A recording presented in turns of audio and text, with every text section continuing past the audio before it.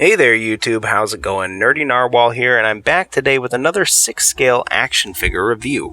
Today I'm looking at the Devil Toys DXIII action figure. I'm pretty sure I said all that correctly.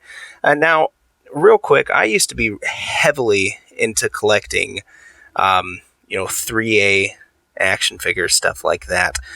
So Ashley Wood type stuff. And once you get into that, it sort of opens the floodgates to more of these artistic figures. So, for instance, what I'm trying to talk about, this guy is based on the artwork of an artist by the name of CHK DSK, or Czech Disc. And he does a lot of really cool stuff, sort of this cyberpunk kind of stuff, cyber samurai. Really cool and inspired stuff. So to get this figure into my collection, through a trade that I just did with a buddy of mine, I thought, yeah, why not? I'll get it in and I'll check it out and I'll make a review of it. Now, he is pretty light on accessories. He comes with a couple of these cyber katanas here. So 4 of them to be precise. They're not all the same. So let's look at them real quick. These are the 2 different kinds. He comes with 2 of each. One is a little chunkier, I guess. I'm not sure exactly how to describe. Oh, and these ones are red with this little key looking thing on the bottom. I don't know. Probably not the most accurate or effective weapons to use in battle, but pretty cool nonetheless. There are no extra hands, so I'm hoping these hands are good for holding onto these blades. He also comes with these little hand grenades here. So I'm going to kit this guy out on camera with you for the first time ever after I've gone over articulation. Now, another thing to note, he does not actually come with a stand, so I have him currently on a black Hot Toys style base, just to make sure he doesn't fall down during the review. That said, he feels pretty competent, so I'm not so sure that he would fall down. Anyways, the lower limb joints are nice and tight. So because figures like this are all about aesthetics, let's real quick here just do a top to bottom close-up of this guy. So there's that cool Robo Samurai kind of head sculpt. You can see where it kind of looks like a Kabuto, for sure. That's dope. It's on your standard 6-scale body. He has a really nice jacket on. I love the material that they use in this jacket. It looks nice and feels really great in this scale. He has this undershirt on. Let's see if we can get, what does that say? To be continued, some kanji characters that I can't read, TBCXV, not sure what that is. But over here, there's a bare exposed arm coming down into his cool little gloves. And on this side, he has a spiky gauntlet. Dope. Down here, he's got some capris on, or joggers that are just too small. These look nice. Everything is tailored exceptionally well. Good stitching in there. On this side, he has a knee pad. And down here, he's got these pumped up kicks. So that's dope. There's a really good amount of weathering going all the way through this guy, I will say. And in some places, even where it is a bit more pronounced, so on the face there, it's not overdone at all. The weathering is subtle. So on the shirt, there's a little tiny bit of staining. On the gauntlet, it's heavier, but it's not just like the factory went in there and dumped a bunch of paint on this guy and called it weathering, like I've certainly gotten from some 3A pieces. Weathering was just a little bit overdone. No, this guy, it's super subtle, and it shows a great attention to detail. So I'm liking this a lot. A lot. Let's get a look at the back. Okay, so Mecha will rise, progress, innovate, advance. Cool. Again, cool little jacket. Cool design for that helmet there. Nice.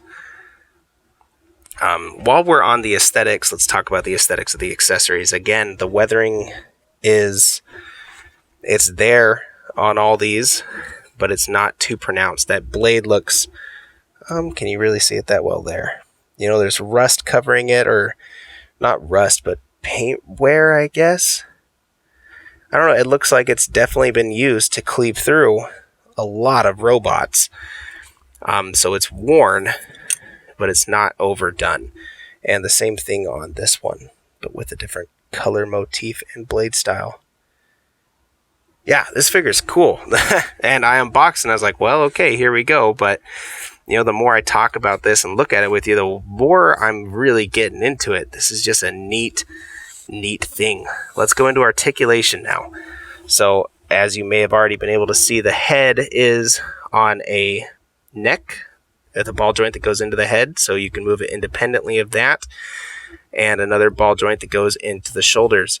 So, a huge range of motion for that head looking all the way up. Oh, just gonna pop right off, I guess. That's okay. See, it's just on a ball there, so we'll just pop that right back on. And how about you stay on for the rest of the review? There we go.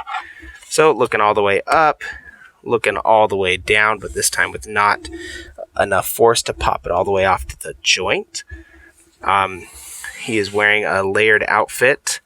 Shoulders go up to there. Nice tight joints. They hold their pose. They can go out. Probably even a little bit more than that. The jacket bunches up, but it does get out of the way nicely. To here. Elbow is double jointed, as one would hope, allowing you to bring the hands up all the way to his face. There's a nice little swivel right there. And then the wrists are standard 6-scale wrist joints. All the joints in this guy are still nice and tight, so he's going to be able to hold whatever kind of pose you want to get him into.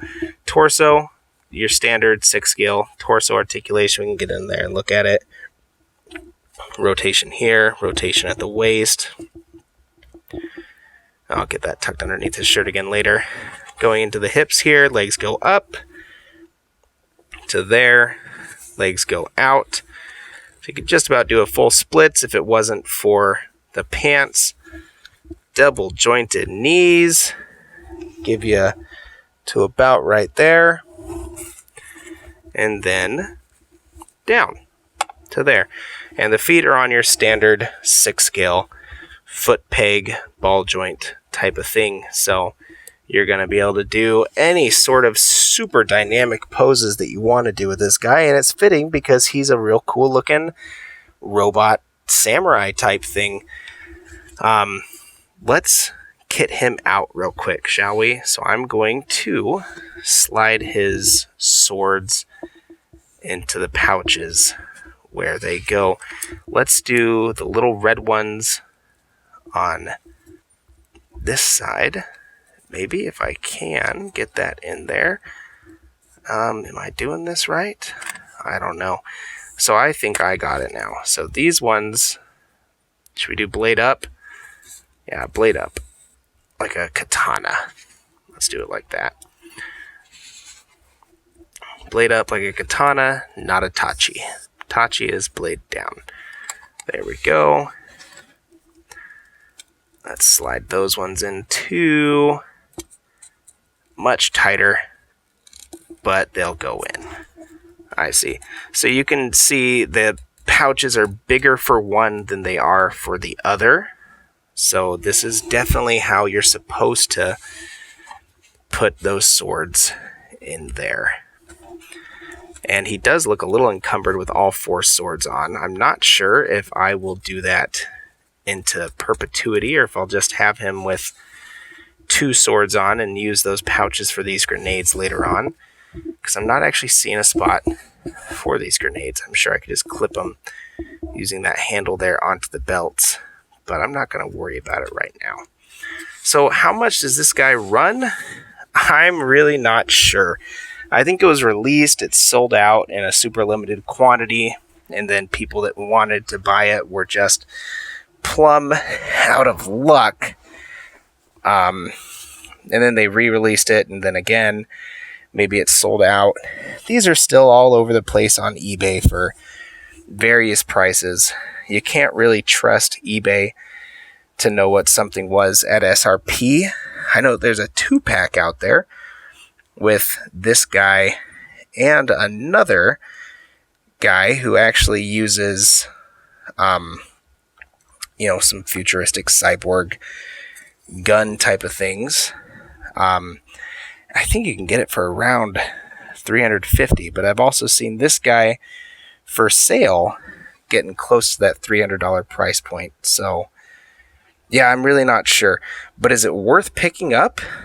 Well, that depends. So these artsy kind of figures are all about aesthetic. So is this cyberpunk thing really your aesthetic? Is that your collection aesthetic? If so, then yeah, this thing is dope. And because you can pose it around so much, like, I'll be honest, this isn't really my aesthetic. My collection is mostly the historical type figures. That's what I'm really into. So this was a bit of a surprise to unbox and enjoy this much. But yeah, if you're about this artist, the Czech DSK aesthetic, or you're about this little world that he's created with his art that's being brought to life with Devil Toys, I think the world is called Mecha Will Rise, then I can totally recommend this figure. The build quality is great. The outfit is really cool. It's unique. This guy's going to stand out in a display.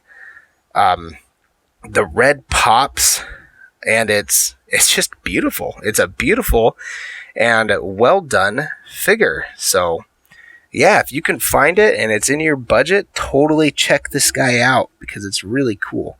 But that's going to do it for today. Just a quick look at this figure. If you have any questions about it that I haven't answered yet, feel free to get at me. Please let me know in the comments, and I will respond to you. We can get a dialogue going down there. Otherwise, stay happy, stay healthy, and keep on collecting. Bye-bye.